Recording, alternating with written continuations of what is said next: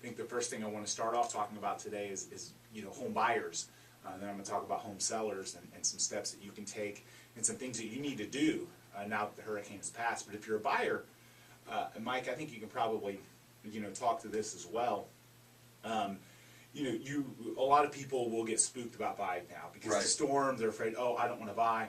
But if you get the right insurance, is really the key to it. And in reality, whether you're renting or buying, you have risk from this storm. Absolutely, yeah. I mean, I've talked with a couple people this week, and I actually have someone, unfortunately, that was under contract that's decided to cancel because they're freaked out by it. But I talked to them and just explained, you live in Florida. It's one of those things that you have to deal with, but no matter where you live, you could have some sort of natural disaster. You could be in the Midwest and have tornadoes. I think it's important not to overreact. Right, I think there was a lot of people that fear-mongered for the week and 10 days before and let it engulf their whole life like the apocalypse was coming. Yes. And now they've made bad decisions and they're dealing with the consequences of that because they paid attention to the 365, 24/7 news cycle instead of paying attention to what was going on around them and listening to the professionals that they've hired, that they work with. And I'll tell you, when it comes to the home buying part of it, the thing I relate to people is if you're renting, you have just as much risk of going homeless and of your stuff. You've got to do you want to trust that landlord paid their insurance or their flood insurance? Do you want to trust that you're in an apartment? Do you want to trust that they paid their bill? What if they didn't pay their bill? Right. I mean, you're just as much risk. You're just putting it in other people's hands. You could be out of a home if you're renting as well. So one thing that I hadn't even had a chance to speak with you yet that I wanted to mention real quick.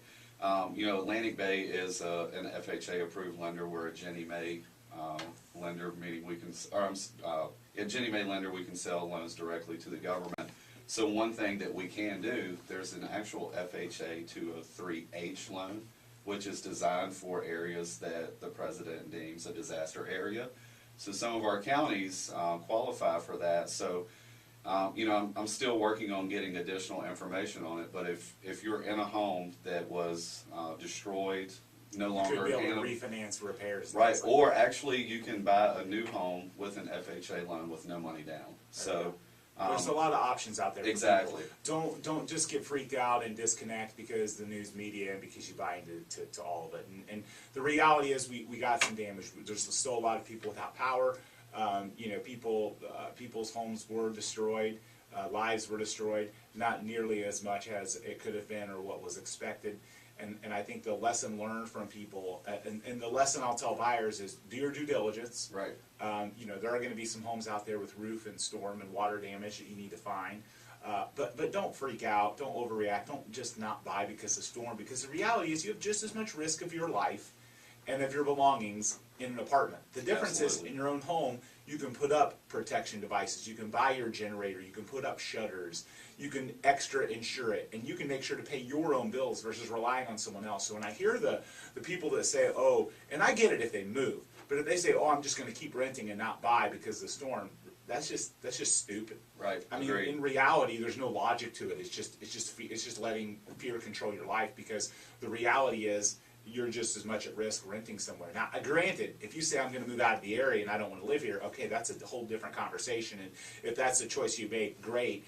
Go pay state income tax or go get tornadoes or go get the winters. It's a trade-off no matter where you live. Exactly. But people not buying because of it is really ridiculous, and they're just getting bad advice, and they're letting fear control their life. Right, and one thing I would add to that too, with me being relatively new to Florida, it was the first time I've experienced it, but with all the media coverage and everything, which one I think created the mass hysteria, but for our particular area, it's the first time it's happened since 1921. So, can it happen? And in reality, anytime, it wasn't a direct hit here. Right. I mean, the hurricane did come over our area, but it wasn't a direct hit. It directly hit south of us, but you're right. There's still damage. There's still reason to go out and get prepared. Go get your shutters. Go get your generator. But renting, to me, is you're putting the risk. You're putting it in other people's hands. Do you trust yourself?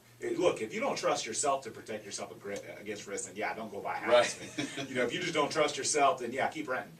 but you know, you're putting it in someone else's hands, and to me that just doesn't make any sense at all. But so other things to consider if you're looking at buying, there may be some opportunities in a market like Right, this. There could exactly. be some sellers that get spooked and say, I'm getting out of here, and sell their house. If you're thinking about buying, the likelihood of another impact here, considering it's been about 100 years Right. since the last, pretty slim. You know, your odds are pretty good. So you know, you may be able to find gold where everyone else finds, you know, coal. Absolutely. You know, there's some gold out there, because there will be some people that will be motivated and maybe leave, and I think it's a shame, but at the same time I understand that's a choice they make. But so there could be opportunities for good deals out there, because some sellers may get motivated and want to move quickly or get spooked about it, and that's okay.